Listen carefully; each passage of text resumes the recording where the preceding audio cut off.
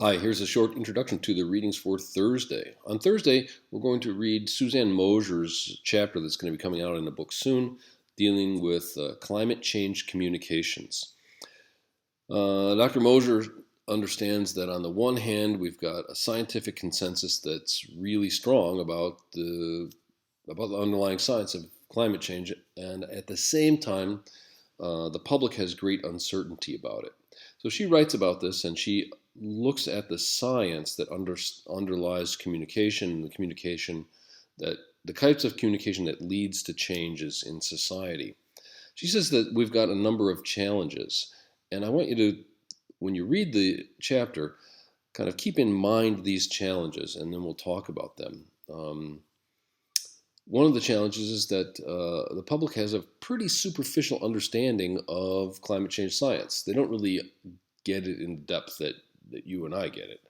Secondly, she says that there's a struggle moving the discussion or moving people from awareness of climate change to actually having concern about it. This is a struggle because when people are simply aware of something, they're not likely to change their behavior. But when they're concerned about it, they're more likely to change or be willing to accept other kinds of changes. The second thing, or the third thing that she says is a challenge for us is that the entire dialogue about climate change um, occurs in a highly politicized and polarized environment, and this suddenly is a bigger concern today than it was on Thursday than it was on Tuesday when we last met, because we've got a new administration coming into the White House that denies the existence of human-caused climate change. And her fourth issue is concerns how do we move this dialogue along when there's a portion of the people who accept that it's happening, but who feel increasingly hopeless or overwhelmed. Kind of the challenge that I faced in this class in designing this portion of the class on hope. Um, so one of the things I suggest you do is read the abstract and then read the sections of the paper that deal with these kinds of challenges, and then her recommendations for how to move forward. And I suggest that you move all the way down to the back of the paper on page 28 and read table 2.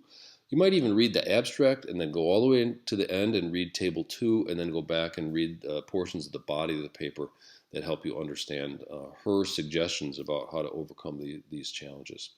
There are two optional readings. The first 10 Reasons to be Hopeful. It was published in The Guardian. I